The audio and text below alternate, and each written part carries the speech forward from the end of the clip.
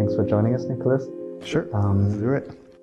So I'd like to start and ask you what were the themes that inspired Waterfalls, and maybe you could start to share something about your creative process. Sure, thank you so much, Bright Moments, for having me here. My collection, Waterfall, is a collection of 100 works. It started 10 years ago. 10 years ago, I did a series of 6 works called Waterfalls, and it's a series of abstract animation, and like with a lot of my other abstract animation, when I start a project, it usually never ends. I just keep working on it. So over the last 10 years, I kept revisiting the project, and then we talked with Sess.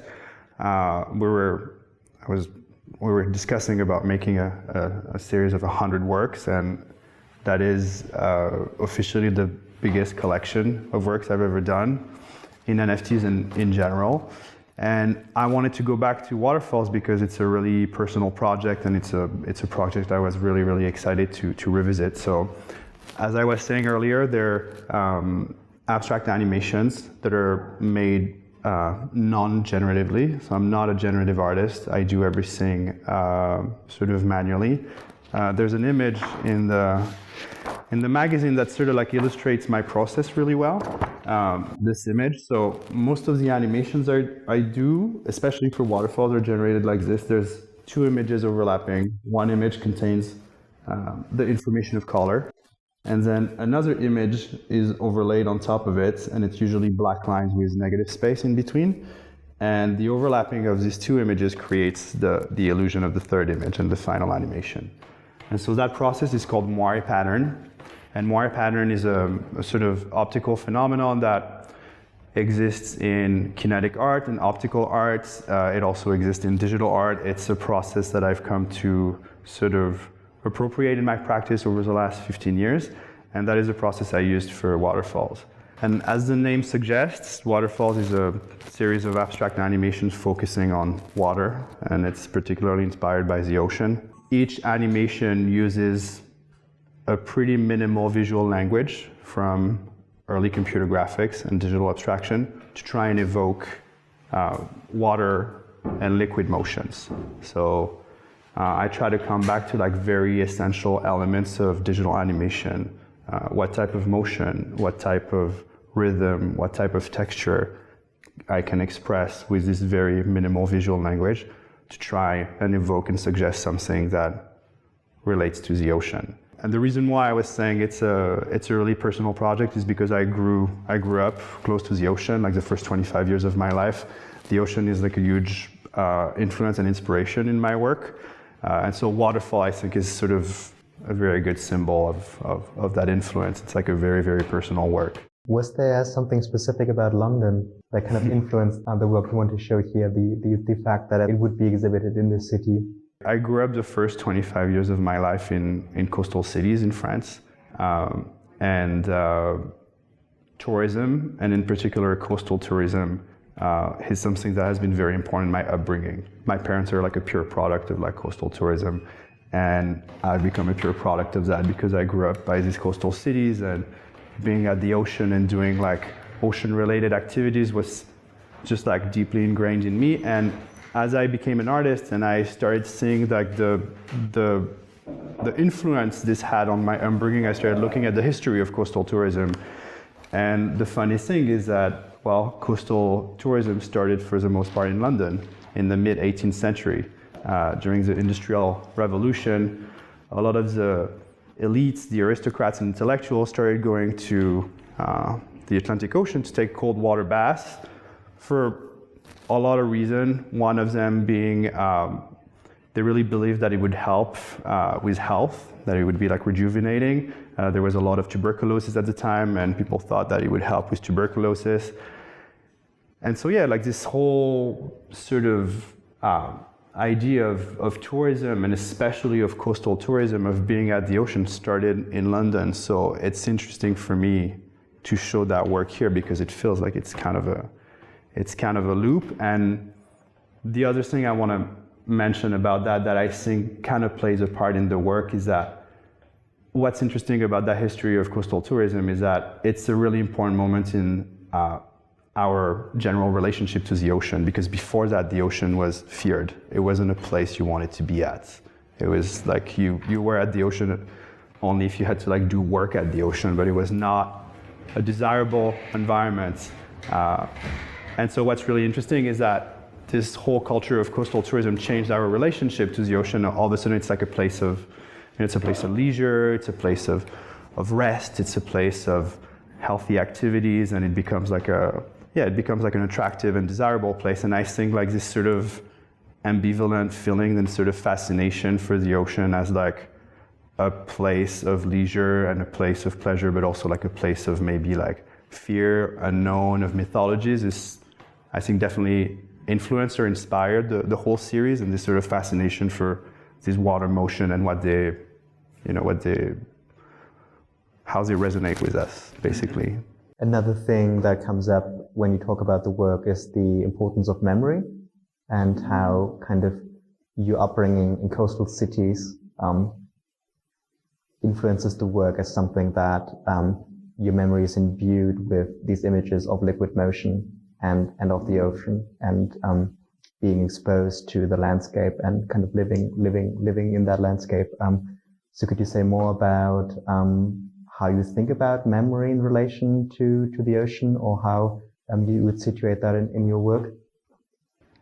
Yeah, I've always worked with animated GIFs. Whenever I started making the work that I make today around like 2008, and very quickly animated GIFs became like a format that I wanted to explore, in particular using this visual language of early computer graphics. So graphics really coming from the 80s and the early 90s, so pixelated patterns, limited color palettes, like images with a limited amount of visual information. And I've always come to see GIFs as these sort of little time capsules on like a poetic level. I've always seen them as this sort of like never-ending moving images that almost like encapsulate a particular moment or a particular space, and they just kind of play. And I see that in relation to memory a lot, because I think a lot of my work are inspired by particular memories, and then I try to imbue these memories into the animation, into animated GIFs. The whole collection is actual animated GIFs as well. They're 4K resolution, which was kind of a challenge to make.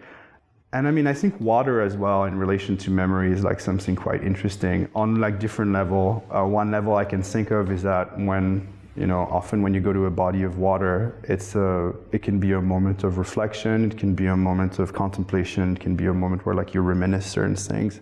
Like another aspect I think has to do with memories and fragments of memories in relation to landscape. So for me, when I remember a landscape, I remember fragments.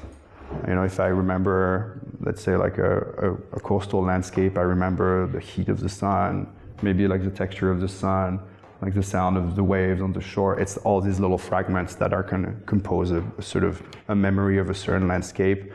And I sort of approach abstract animations like that. When I make these animations, as I was saying earlier, I have like these two images. I work in Photoshop, so I have these two images overlapping, and I kind of stretch them. I try different things, and then there's this little motif or these motions or these textures are going to appear, and I'm going to be like, oh, that reminds me of like a liquid motion, or that reminds me of like sand texture, or that reminds me of like the wind blowing on the water surface.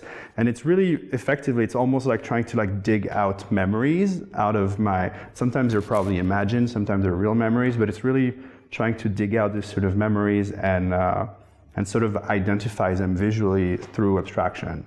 Maybe you could say something about how this approach to memory has also influenced the exhibition design, because the setup is quite minimal and it's focused on one single large screen. Mm-hmm. It was a little bit of a challenge because I've done a lot of exhibition in the past. It was my first exhibition where there was going to be a live reveal, and I had a really hard time wrapping my head around the live reveal. But one idea I wanted is I wanted to go back to like some of the essential elements of my practice of making exhibition, and one of them is like, how do you scale watching a work on a personal screen, on like a laptop or like on your phone? How do you scale that experience into a space?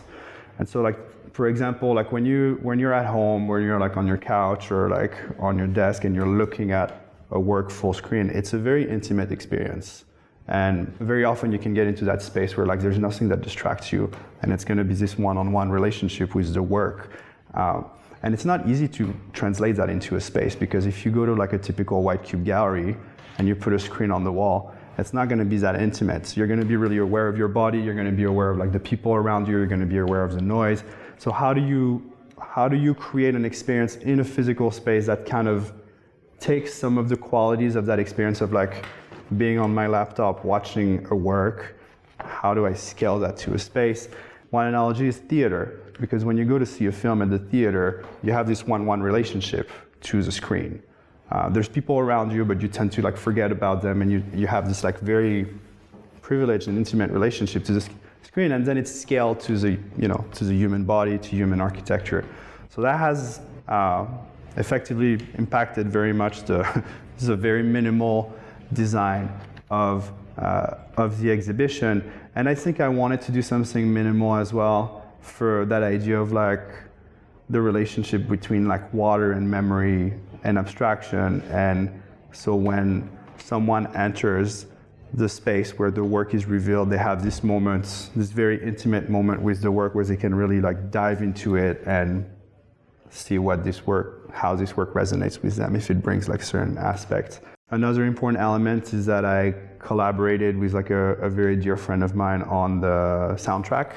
My friend Yusu, who's also like a Vancouver-based music producer, created a soundtrack for the project. She's seen all the work, and I sort of like told her about this experience I was trying to create, and so she created this very minimal soundtrack that also I think relates to like rituals, memories, and something very contemplative and meditative.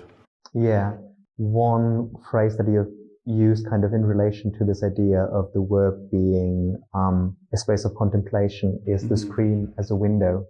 And that is of course a very interesting metaphor, because the canvas or the painting as a window has such a long history.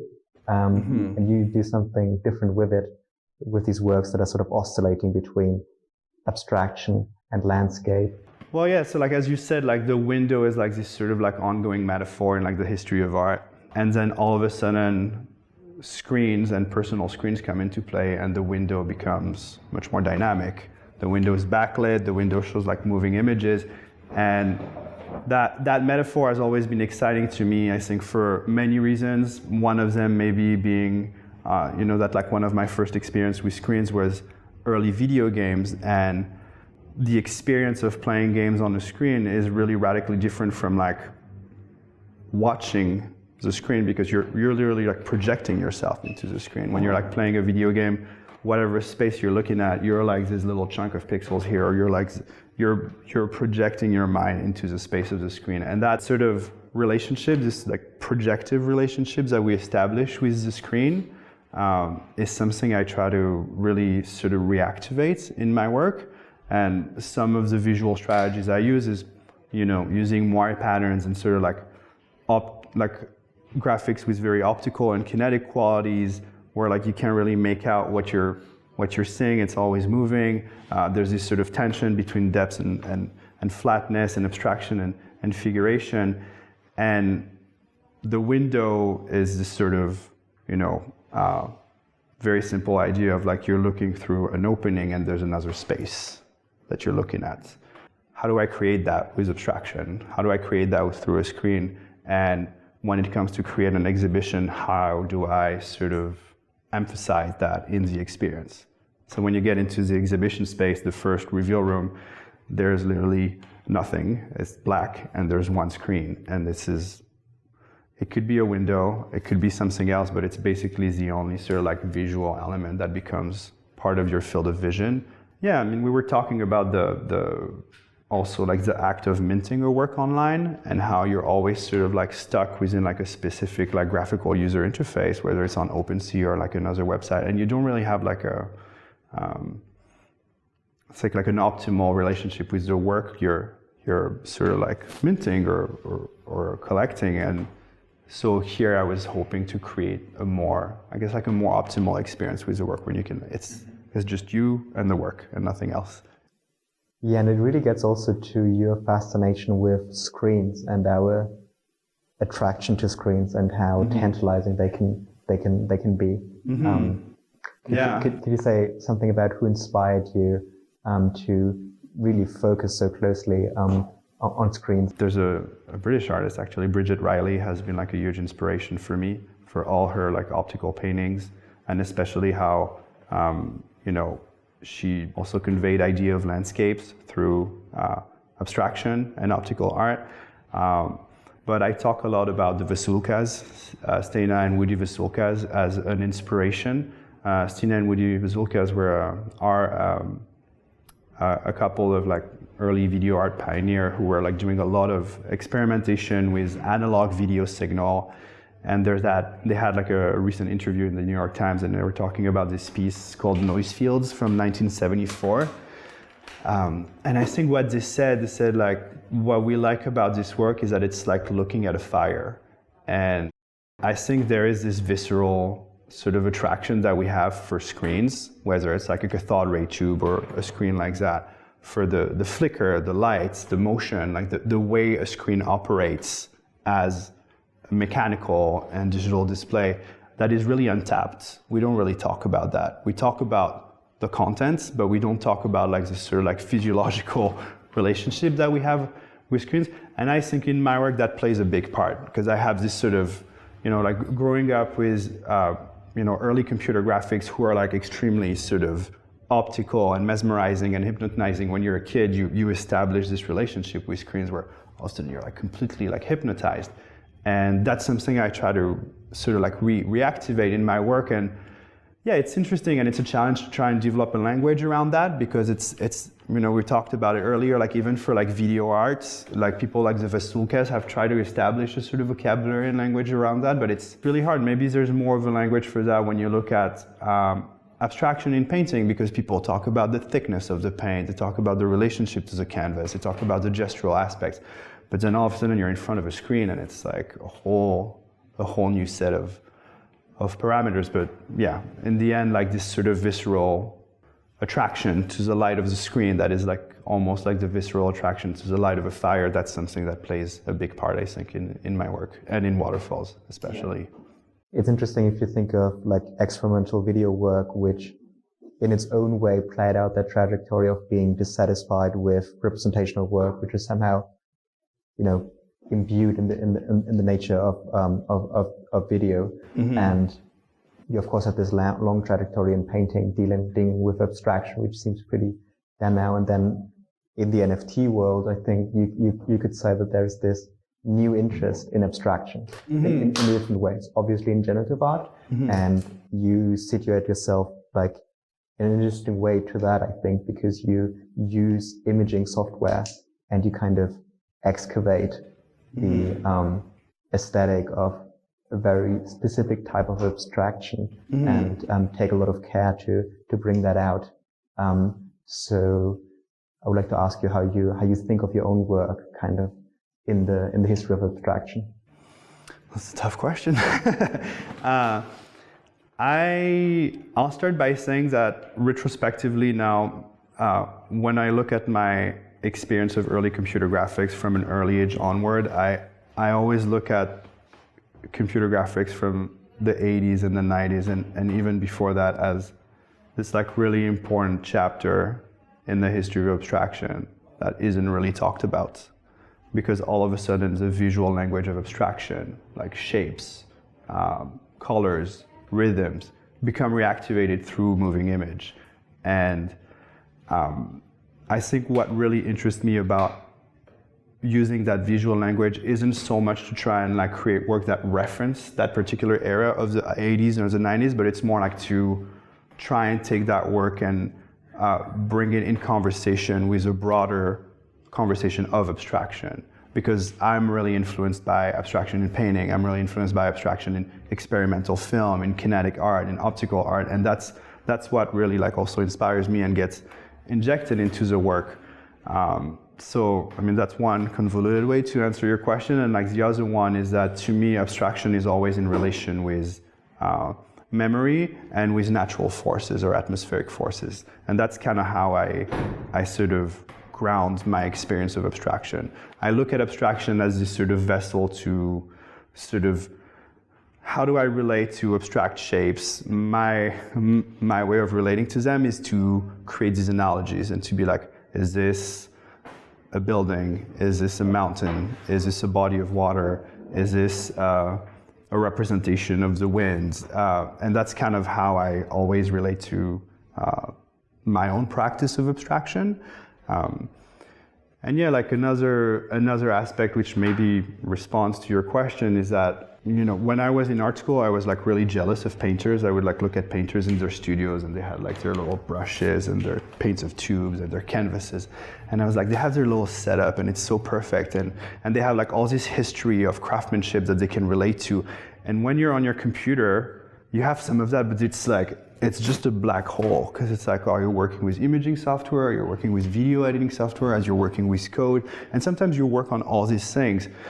So I was like, okay, I need to like reduce like the amount of possibilities, and I really was like longing to create this sort of very focused practice of working with computer graphics with a very limited set of tools that I could have on the go and that I could take anywhere with me. And effectively now I just work on a laptop, and it doesn't matter which version of Photoshop I use or which version of Flash I use or which version of like an imaging software I use. I can always do what I do because the tools I use within these imaging softwares are the backbone of any imaging software. It's literally like something that was there in like the first version of Photoshop and is still there in the new versions of Photoshop. So yeah, maybe I relate to abstraction in relation to, you know, these sort of ideas of craftsmanship, especially that you see maybe in, you know, more in painting so than like in digital arts. Yeah, does that answer your question? I think so. We've talked about the inspiration for Waterfalls and the physical exhibition setup. Like to talk about the kind of edition of 100 a bit more. If you're a generative artist, it's pretty easy to produce an edition of 100 in a way. It's actually a small edition size. Yeah. You produce them each piece by hand. Yeah. And you select them and make changes. So maybe you could share something about your creative process of how you select the 100 works and how you proceed in selecting them. Yeah, so I actually made 160 something works, and when I work on collections, I always create a lot of them. And then I proceed with elimination. I eliminate the ones I don't like. With Waterfalls, it was particular because there was a first iteration of the project 10 years ago for an exhibition in France, in Grenoble, at the Centre d'Art Bastille. So I had made these like versions, and then I kept working on the project, but I had never had like another release or anything, and it felt like it felt like a direction specifically with my practice of digital abstraction that needed to be re-explored. You know, when like a painter or somebody does drawing, they're going to pick a topic or they're going to pick like a certain type of study and they're going to exhaust it. They're going to make like hundreds of versions to the point where like you get sick of it. And I was really excited about engaging in that type of process. And so once I had made like my 160 animation, they were all the same color. They were all like shades of green, green to black. I tried to like pick the one that felt like the most successful, which is completely arbitrary and subjective, but I also try to create groupings of works. Because when I thought of Waterfalls, it's funny I gave it the title Waterfalls, because like a lot of the works are inspired by waterfalls, but most works are inspired by the ocean and by sort of like water motions by the ocean. So I looked at the whole collection and I tried to select these different motions and rhythm that were the most evocative of something that was relating to that liquid form, to the ocean, to something that you could see, looking at water. Some of the works are effectively doing that, where it seems like you're looking at a body of water moving, either from afar or from up close.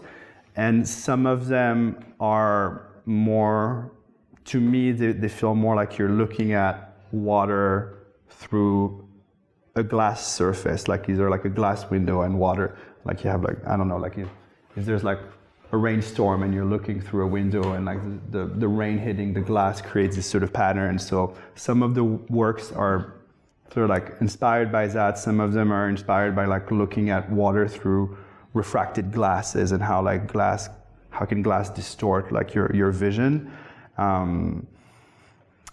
And yeah, then something we talked about is like how to create like different colors for the works. So that was the second part. Once I had selected the 100 works, I started creating this different color, this sort of like different color combination. And there were like two important inspirations from that. One was early video game design. How like in early video game level designs, you have a lot of computer systems that had like 8 colors to work with. So when you have like 10 levels, how do you use like such a limited color palette to give a strong identity to each level? How do you evoke a specific sense of place, a specific sense of like hot or cold, a specific sense of like how do you create a narrative through these landscapes that are like early computer game levels through like a very limited amount of colors. That was an inspiration, and the other inspiration was color palettes in graphic designs. And I was talking to you about this website called Color Lovers, where people create their own color palettes, and you have 5 colors, 5 like big squares of colors like that, and people give them titles. So one is going to be called like Hawaiian Eruption, and it's like 3 shades of like dark brown with like 2 shades of bright red. One is going to be called Cherry Blossoms, and it's going to be 2 shades of blues and like shades of pink. And I really love this sort of relationship, again, with abstraction, where you are given 5 colors and you're supposed to imagine a landscape based on that. That's something that always kind of plays a part. So I effectively like looked at a lot of early computer video game levels, especially to see how water was translated, sometimes to look realistic, sometimes to look like bodies of waters on an alien planet. And then I effectively looked at a lot of color palettes, to see how certain sort of elements like that I relate to, like atmospheric elements, can be translated with like just 5 or 6 colors. That's another important element about the series. Like each work that you'll see in the exhibition, each work is made of 72 frames and has 6 colors only. So they can look like there's a lot of colors. There's actually like only 6 colors in each animation. I love that idea of like being creative through restraint, like restraining your options and then generating the creative process out of that restraint. I think we could open up the conversation to questions from the audience.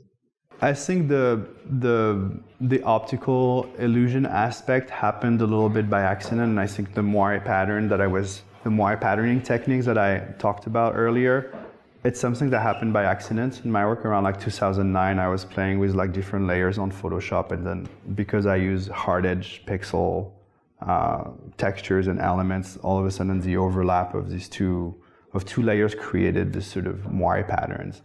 And yeah, so at first it was really accidental, and then I started like looking more into it, and then it became more and more part of my practice. And then I discovered optical artists, like Victor Vasarely or Jesus Rafael Soto, like artists that have been like pretty prominent in op art and kinetic art, and used moire patterns in sculptures actually, where you have like 2 layers, and as you walk around the sculptures, it creates the optical illusion. And that has informed also like my practice of sculpture, where I've actually made like sculptural works like that. I think like the reason why I decided to work with this sort of like visual elements that have like really strong optical and kinetic properties comes from this sort of this sort of interest for early computer graphics and early computer abstractions. And it was also like it was also a time when I created my first blog in like 2008, 2009, where I was publishing my work online. And so there were like these strategies very quickly of like, how do I retain the attention of a viewer that comes on my blog? How do I create these like little visual moments to retain their attention? So I think like the visual strategies pertaining to like optical art and kinetic art in my work definitely came from like a strong interest for that particular visual language. And there was also like almost like a strategic sort of move too, to like, because at the time you had like lots of Tumblrs, you had lots of blogs, and one of my strategies as an artist, like doing like early net art, was like how do I exist within that visual landscape, like early web where you have like a million sort of websites to browse through, and how do I create something unique? And then eventually it just became more and more part of my work in a more, I guess, like informed or educated or research sort of practice.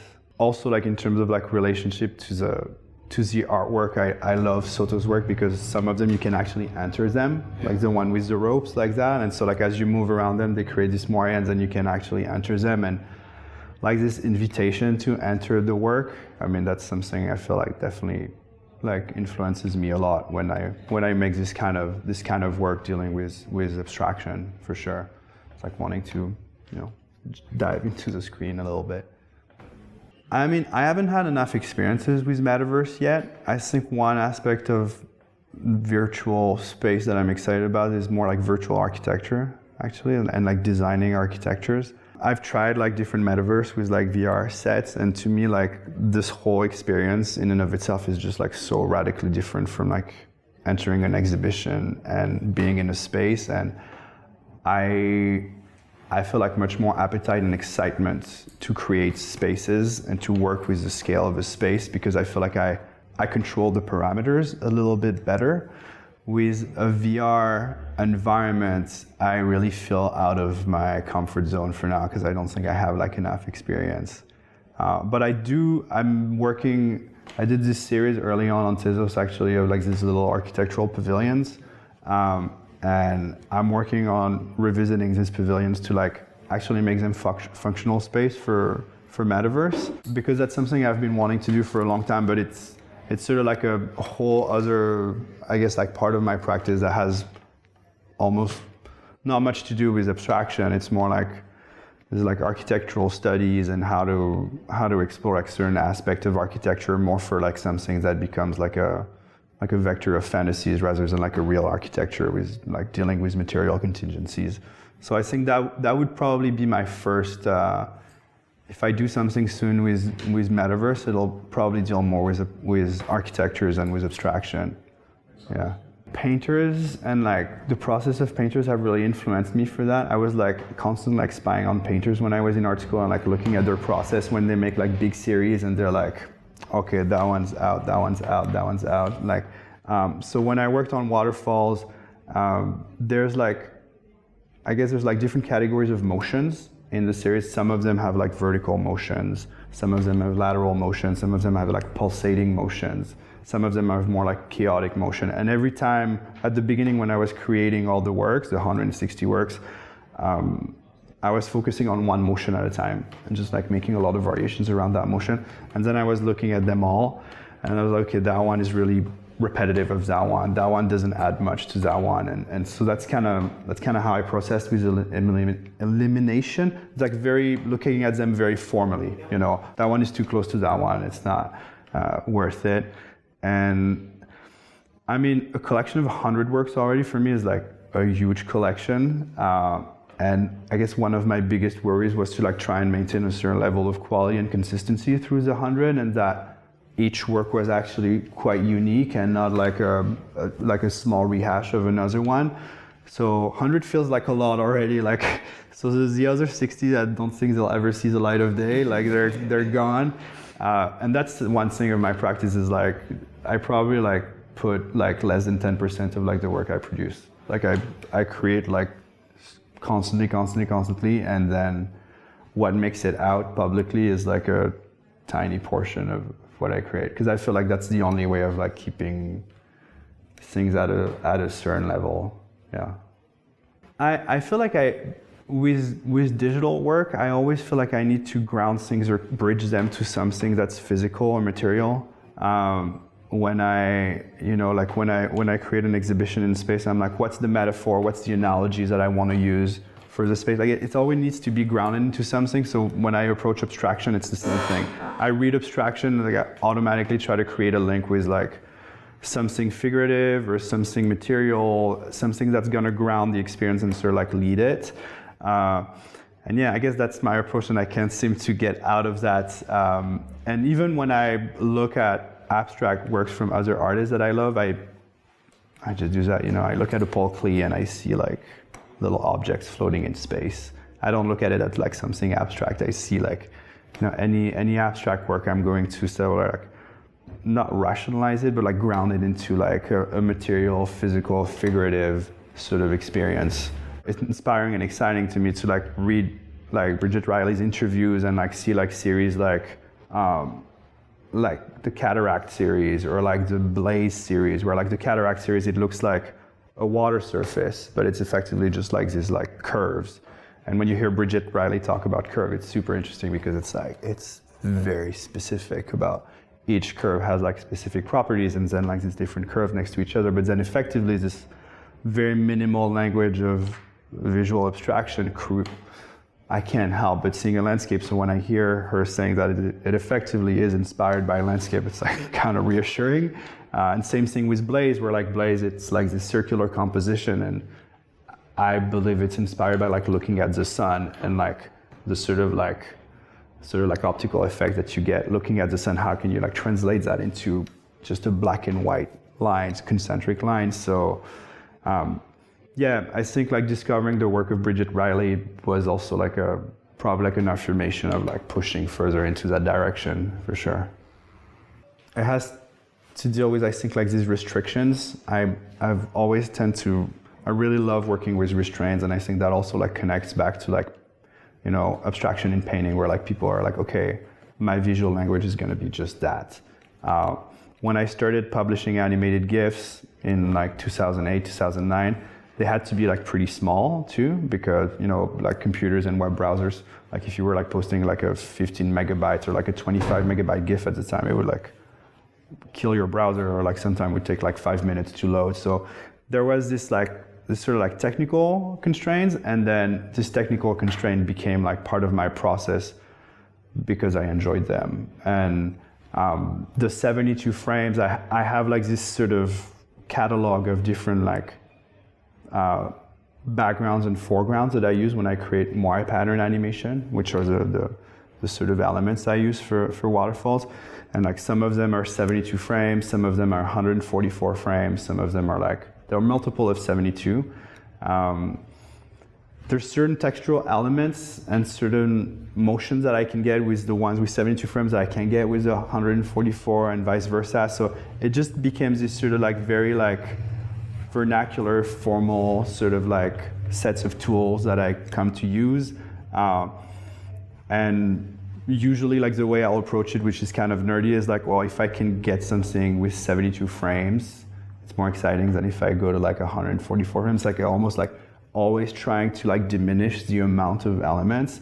And if it really sort of impacts the work negatively, then I'll make the work like bigger or like longer.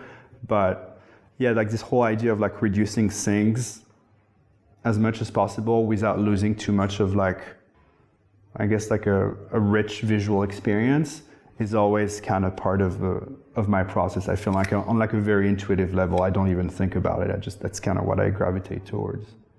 I've always been like very cautious of categories, because I felt like they put you in a box and then you kind of have to like, it's almost like you have to speak to that category more than you have to like develop your work. So, and because generative art, usually like most of the artists use code, I never felt like my work was effectively generative. But I would say that if somebody consider my work generative, that makes me really happy, and it depends on like everybody's definition of generative art. So I have no yes or no answer to like, is my work generative or not. I think my work is in conversation with generative art a lot. I see a lot of generative art that really inspires me and like stimulates me visually, but also like, since my involvement in NFT was like really fortunate to get a closer look at generative artist process, like Pixelful, who's a dear friend of mine, who's like been showing me how he creates the work, because I literally have like the worst coder on the planet, so he kind of like walked me through it and showed me how everything works, how he divides his code, and it gave me like a newfound, appreciation for it. I was appreciating it before, but now I have like a better understanding or like more literacy onto like how the work is effectively made. So yeah, it really is a conversation that is happening between, I think, like my work and a lot of the generative art that I see. There's a lot of things that I see that inspires me, and I think like some of the things I do maybe inspire some generative artists. There is this thing with my work where when you see it, you would tend to think that it's generative, and then when you learn about the process, it's usually surprising because my process is based on manual processes. So yeah, I guess I don't have like a yes or no answer. It really depends on like someone's definition of generative art. I see like some people out there who have like a very strict sort of approach to like what generative art is. Some others have like a much more like, open-ended version of the definition. Yeah, I guess that would be my very diplomatic answer. It's really both like, it was really extremely challenging and extremely exciting to like work on this project with Bright Moments, because I feel like this kind of exhibition where you do like live minting and someone comes to an exhibition to view an artwork, or someone comes to an exhibition to actually collect a work and go through like a specific experience of collecting a work, it just rethinks completely what an exhibition is. I would say that before this exhibition, I had like a very traditional way of like approaching exhibition, which is like, here's a space, how do you install the work? That's it. And I had to like rethink that. And I think I went to like very simple and minimal decision with this exhibition, because I was really kind of like, wow, this is like a whole other set of parameters to deal with. But I'm really enthusiastic about that on multiple levels, just on like a formal level, because I think it's like a way to completely rethink what an exhibition can be. I think it's also like a way to involve the viewer into the exhibition and what the exhibition is in a much more involved way, and sometimes in a much more democratic way. We were talking about, exhibitions like this where you have like an open edition that people can come and mint at like a very low price. All of a sudden, like the spectator and the viewer is actively participating to the exhibition, which is to me like extremely refreshing and exciting compared to like, some of like the classic strategies that like today's like cultural institution use when they install works. And I know they're making a lot of efforts with like audio guides and didactics and things like that. But then as a viewer, when you can actually come to an exhibition to buy a piece, when the exhibition design is gonna be conceived thinking of your experience buying the piece, then you feel like you feel much more involved, and you feel like the exhibition speaks much more to you as a person. And yeah, I'm really enthusiastic about that, because it brings all these new sets of parameters, but it also, I think, brings exhibition design and art in general in like a really interesting direction. That's maybe, that potentially is like much less elitist and much more like democratic, and much more of an exchange between the artist, the organizers, the audience. So yeah, this project was actually really exciting and had my brain going in all sorts of directions, because I had a really hard time envisioning what it would be to come into a space to mint a work in live, and it really kind of pushed against some sort of like very rigid conceptions I had of like what an exhibition is. And yeah, I think it's like extremely exciting, and I'm super enthusiastic to see like where that is gonna lead us to. Great. Thank you so much, Nicolas. Yeah, thank you. Thank you so much for coming.